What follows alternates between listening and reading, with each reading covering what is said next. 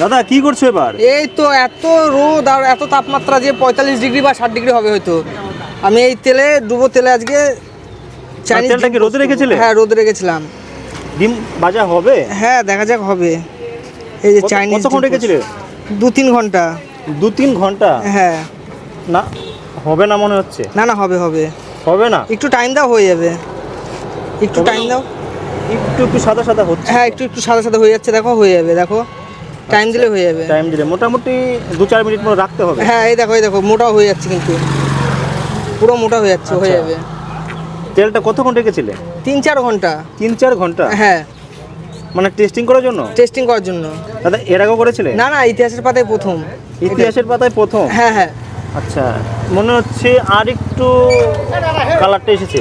হ্যাঁ অনেকেই কিন্তু দেখছে তোমার ডিম ভাজাটা, একদম। অনেকেই দাঁড়িয়ে আছে পেছনে। অনেকে পিছনে দেখাতে পারো, দেখছে মানে ইতিহাসের পাতায় হচ্ছে, এটা লেখা হবে আর কি। আচ্ছা কি বলছো, ইতিহাসের পাতা তোমার নাম লেখো? লেখা হবে ডিম পোচ।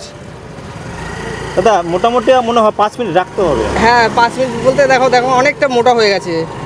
আচ্ছা ভাজা ভাজা হচ্ছে কিন্তু, এই দেখো হয়ে যাবে না? হ্যাঁ হয়ে যাবে।